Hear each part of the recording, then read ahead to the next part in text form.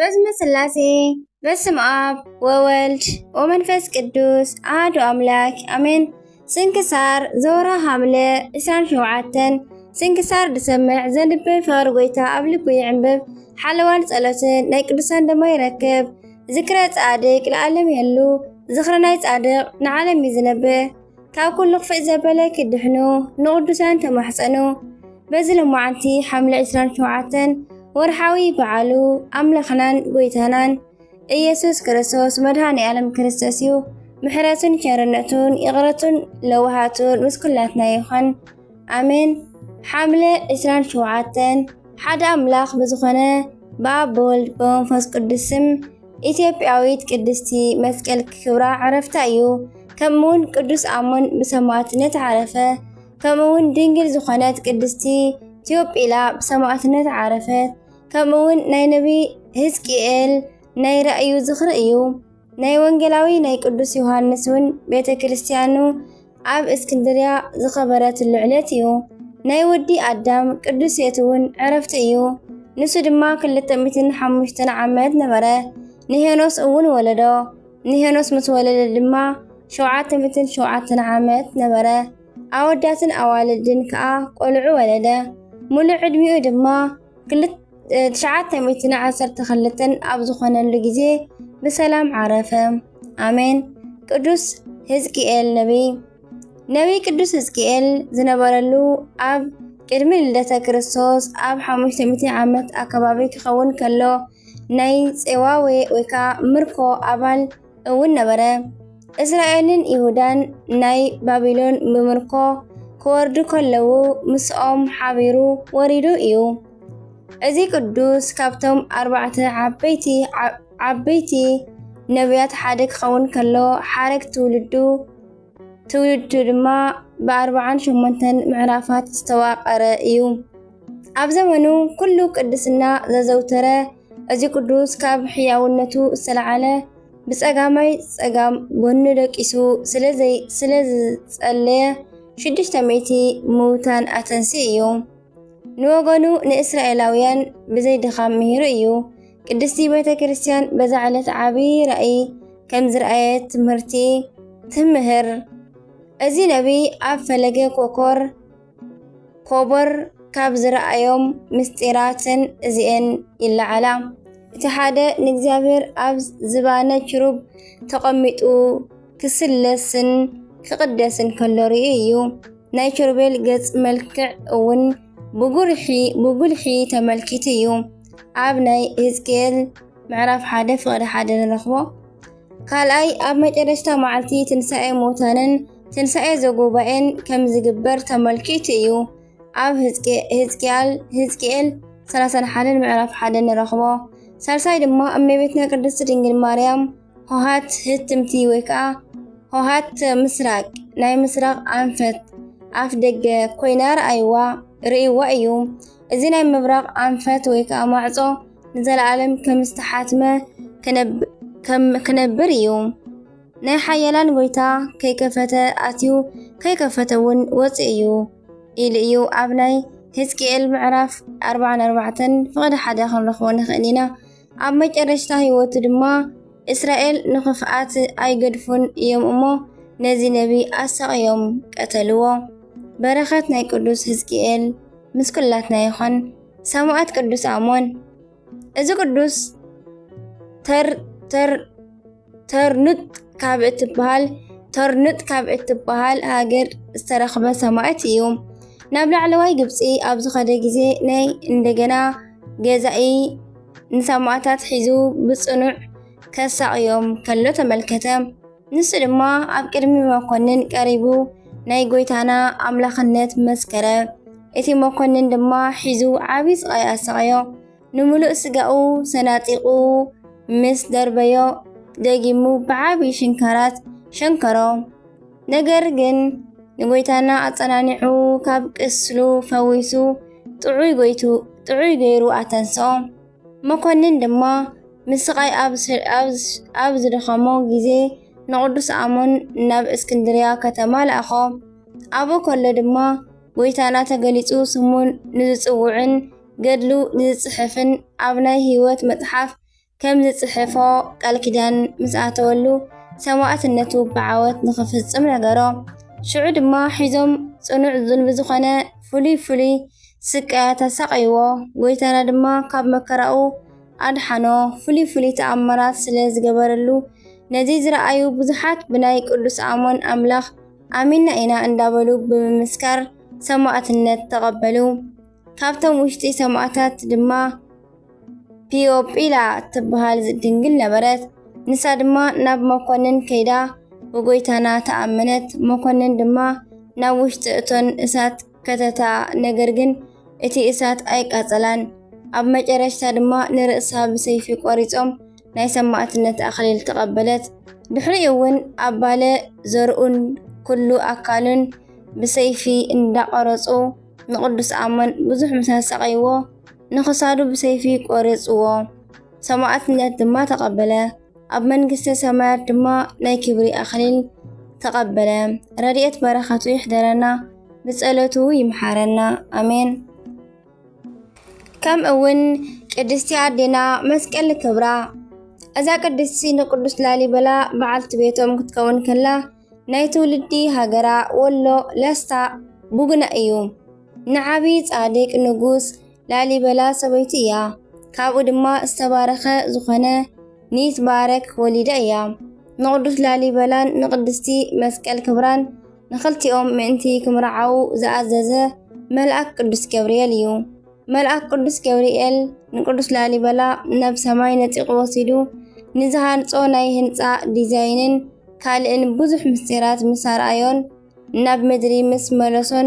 دقيمو تغليصو كمخا استمرصت ايا كم لبخا كا كتكون ايا سراحا دما كاب سراحكا اين اسنيو نسا استمرصت ناي እግዚአብሔር አገልጋሊት ايا بمبال ملأك ناي قدستي مسكال كبرى نصهنان قدسنان نجيرو ايوم قدس لاليبلا 11 بطعمي أدنق زخنو استفلفلا بيت مقدس مس ملائختي كانت كله سلازر رأيتو قدستي مسكال كبرى لبا منفساوي تمسطو تملئو نعا دما እግዚአብሔር فقيد الله أدنقين أبا ليبانوس بيت مقدس بعلا كم زهانتو متحف قدلان قدل قدس لاليبلان يرد نقدسي مسكال كبرى ناب تجراي اندا مرحة دوسدا ملأخ قدس جبريل اليوم نعاء اب تجراي قدس ميكائيل منتي كحلوة مسك دفا نقدس لاليبلا دما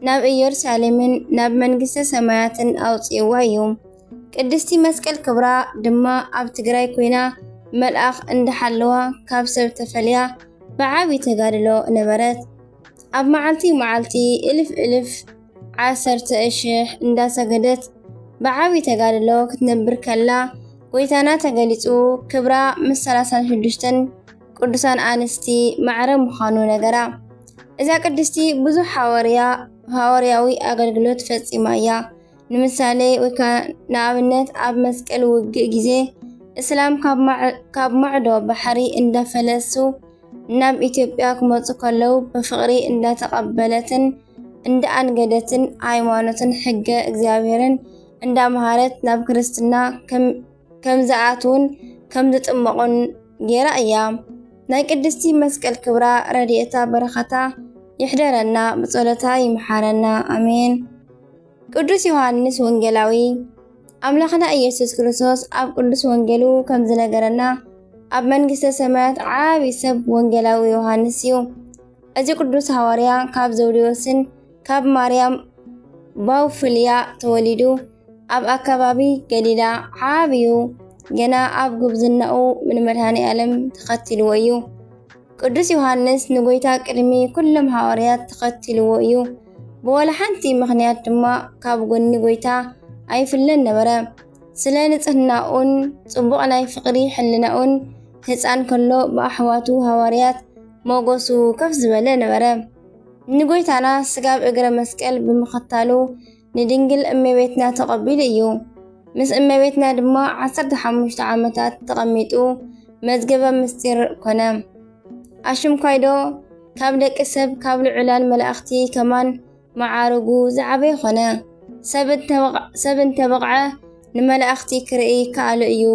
ንቅዱስ ዮሃንስ ግን መላእኽቲ ክርእይዎ ይኸብዶም እዩ። ካብ ወገን ፍጥረት ድሕሪ ኣደ ብርሃን ቀፂሉ ክቡር ንሱ እዩ። በታ መዓልቲ ድማ ቅዱስ ዮሃንስ ኣብ ንእሽቶ ኤስያ 7 ኣብያተ ክርስቲያናት ከም ዝሰበኸ ይዝከር። እዚ ቅዱስ ድሕሪ ናይ ጎይታና ዕርገት 70 ዓመታት ኣብዚ ዓለም ክነብር ከሎ ዝበዝሐ ጊዜኡ ዘሕለፎ ኣብ ኤፌሶን ኣከባቢ እዩ። ነቶም ህዝቢ ናብ ክርስትና ንምምጻእ ብኣፉን ብመጽሓፍን ደኺሙ እዩ። 3 መልእኽትታትን ራእይን ወንጌልን ጽሒፉሎም እዩ። ህይወት ስለ ዝሰበኸሎም ንሶም ግን ብዙሕ ኣሳቀየሞ እዮም። ካብ እሳት ስጋብ ስሕለት ስጋብ መጋዝ እውን ኣብ እርግናኡ ወሪድዎ እዩ። ንሱ ግን ብትዕግስቱ ገንዘብ ገይርዎም እዩ። ከምኡ እውን እዛ ዕለት እዚኣ ሃዋርያ ቅዳሴ ቤት እዩ። ቅዱስ ዮሃንስ ማለት በረኻቱ ይሕደረና።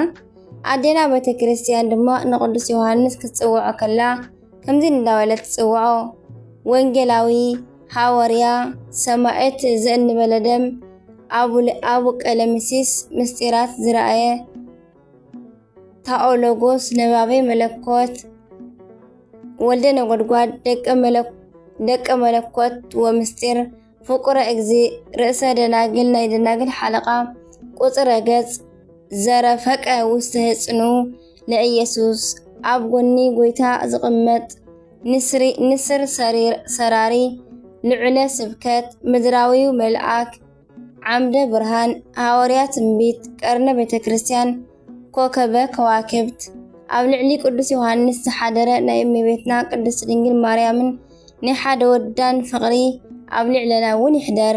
ኣሜን። ናይ ሴት ሕያውነቱ ናይ ሕዝቅኤል ድማ በረኸቱ ይሕደረና። ኣሜን።